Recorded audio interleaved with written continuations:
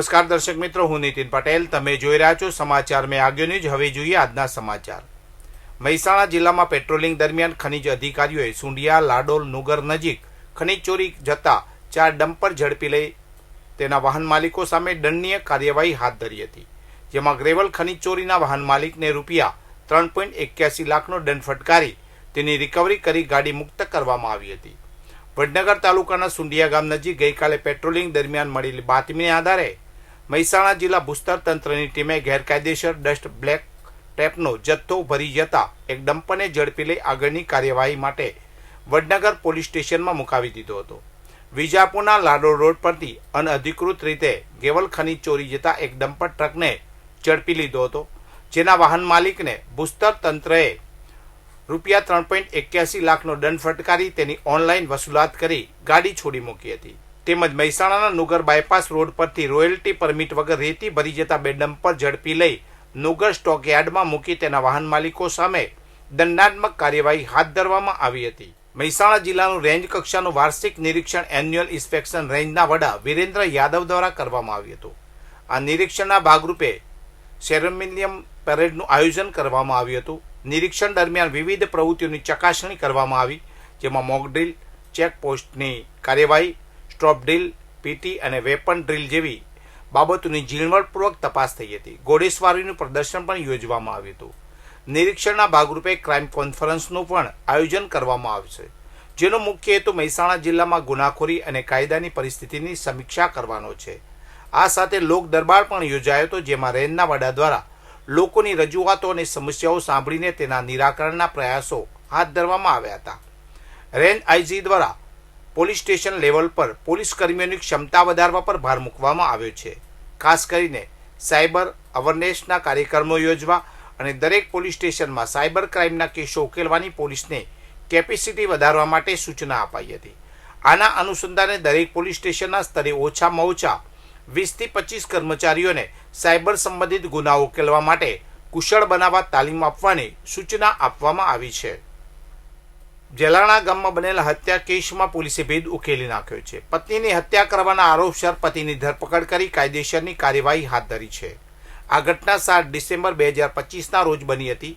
ખેડબ્રહ્માના ધરોઈ ગામના રહેવાસી સામળભાઈ સાહેબાભાઈ તરાલે ફરિયાદ નોંધાવી હતી કે આરોપી પોતાની પત્ની નીરુબેન સાથે અવારનવાર ઝઘડા કરતો હતો અને શારીરિક અને માનસિક ત્રાસ આપતો હતો. ફરિયાદ મુજબ 7 ડિસેમ્બર 2025ના રોજ રાત્રે 8 વાગે આરોપીએ પોતાની પત્ની નીરુબેન સાથે ઝઘડો કરીને તેણીને શરીરના અને પેટના ભાગે ગળદાપાટુનો માર માર્યો હતો. આ ગંભીર ઇજાઓને કારણે નીરુબેનનું મોત નીપજ્યું હતું અને આરોપી ઘટના સ્થળેથી ફરાર થઈ ગયો હતો.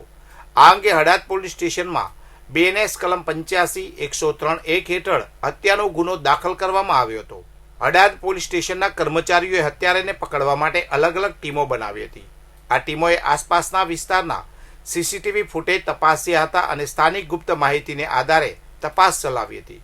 તપાસ દરમિયાન હડાદ પોલીસ સ્ટેશનના ઇન્ચાર્જ પોલીસ ઇન્સ્પેક્ટર JR દેસાઈને ખાનગી અને ભરોસાપાત્ર માહિતી મળી હતી અને આ માહિતીને આધારે પોલીસે જેલાણા ગામના રહેવાસી રાજુભાઈ તેજાભાઈ ડાભી, ઉંમર વર્ષ 32, ધંધો ખેતીની ધરપકડ કરી છે અને હત્યાના ગુનાનો ભેદ ઉકેલી નાખ્યો છે. કડી સર્વ વિદ્યાલય કેળવણી મંડળ ગાંધીનગર દ્વારા ધોરણ 11 અને 12ના વિદ્યાર્થીઓ માટે હોરિઝોન 2025 પ્રદર્શનનું આયોજન કરવામાં આવ્યું હતું.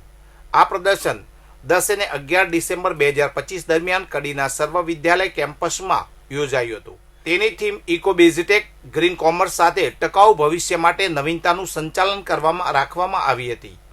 આ પ્રદર્શનનો મુખ્ય ઉદ્દેશ વિદ્યાર્થીઓને ટેકનોલોજી, મેનેજમેન્ટ અને કોમર્સ ક્ષેત્રે થયેલી પ્રગતિ તથા તેની કોલેજ અભ્યાસક્રમ પરની અસર વિશે માહિતગાર કરવાનો હતો. વિદ્યાર્થીઓ તેમની કારકિર્દી કઈ દિશામાં આગળ વધારી શકે તે અંગે પણ માર્ગદર્શન પૂરું પાડવામાં આવ્યું હતું. સર્વ વિદ્યાલય કેળવણી મંડળના ચેરમેન વલ્લભભાઈ M. પટેલના માર્ગદર્શન હેઠળ લાઈવ પ્રોજેક્ટ અને મોડેલ્સ દ્વારા આ પ્રદર્શન યોજાયું હતું.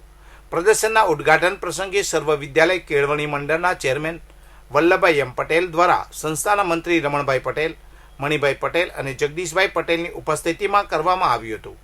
કડી, મહેસાણા, ગાંધીનગર, સુરેન્દ્રનગર અને અમદાવાદની 57 જેટલી શાળાઓમાંથી અંદાજે 6700થી વધુ વિદ્યાર્થીઓ, વાલીઓ અને 100થી વધુ શિક્ષકો અને 20થી વધુ પ્રિન્સિપાલોએ આ પ્રદર્શનની મુલાકાત લીધી હતી અને દરેક સ્ટોલની વિગતવાર માહિતી મેળવી હતી. સિદ્ધપુર પોલીસે તાવડિયા 4 રસ્તા નજીક આવેલ 5 દુકાનોમાં થયેલી ચોરીનો ભેદ ઉકેલી દેતા આ ગુનામાં 3 આરોપીઓની ધરપકડ કરી છે. પૂછપરછ દરમિયાન આરોપીઓએ ચોરીની કબૂલાત કરી હતી અને પોલીસે ઘટના સ્થળ પર ગુનાનું રિકન્સ્ટ્રક્શન પણ કરાવ્યું હતું. આ અંગેની વિગત એવી છે કે ગત 28 જુલાઈ 2025ના રોજ સિદ્ધપુર પોલીસ સ્ટેશનમાં રાજપુરના યોગેશકુમાર ચતુરભાઈ પટેલે ફરિયાદ નોંધાવી હતી. ફરિયાદ મુજબ તાવડિયા 4 રસ્તા નજીક આવેલી new Amin glass and plywood, Patel associate અને આનંદ ટ્રેનિંગ, ઘનશ્યામ મશીનરી અને શ્રીજી ટ્રેડર્સ નામની 5 દુકાનોમાં 28 જુલાઈની સાંજે 7:30 થી 29 જુલાઈની સવારે 7:30 વાગ્યા દરમિયાન ચોરી થઈ હતી. અજાણ્યા ઈસમોએ શટર ઊંચા કરીને દુકાનોમાં પ્રવેશ કર્યો હતો અને કુલ રૂપિયા 1.63 લાખની રોકડ રકમની ચોરી કરી હતી. સિદ્ધપુર પીએસઆઈ જય શુક્લાના કેસની તપાસ ચલાવી રહ્યા હતા. તપાસ દરમિયાન આ ગુનાના આરોપી પિન્ટુ ઉર્ફે રાહુલ મોતીભાઈ અહારી મીણા, અનિલ ઉર્ફે કાળિયો ઉર્ફે અન્નો, કાંતિભાઈ પુરવિયા એટલે કે વાલ્મીકી અને રાજા ઉર્ફે ટકલો મુન્નાભાઈ કેવટ પાલનપુર ખાતે ઝડપાયા હતા. સિદ્ધપુર પોલીસે પાલનપુર સબજેલ ખાતેથી ટ્રાન્સફર વોરંટના આધારે તેમનો કબજો મેળવી ધરપકડ કરી હતી. પોલીસે આરોપીને સિદ્ધપુર જ્યુડિશિયલ કોર્ટમાં રજૂ કરીને 1 દિવસના રિમાન્ડ મેળવ્યા હતા. રિમાન્ડ દરમિયાન પીએસઆઈ જે.આર. શુક્લા દ્વારા આરોપીઓને સાથે રાખીને ગુનાવાળી જગ્યાનું પંચનામો અને રિકન્સ્ટ્રક્શન કરવામાં આવ્યું હતું. પોલીસના જણાવ્યા અનુસાર આ આરોપીઓ અગાઉ પણ અન્ય ગુનાઓમાં પકડાઈ ચૂક્યા છે. પોલીસે ગુનાનો ભેદ ઉકેલીને કાયદેસરની વધુ કાર્યવાહી હાથ ધરી છે. વધુ સમાચાર માટે જોતા રહો સમાચાર મેં આગે ન્યૂઝ. નમસ્કાર.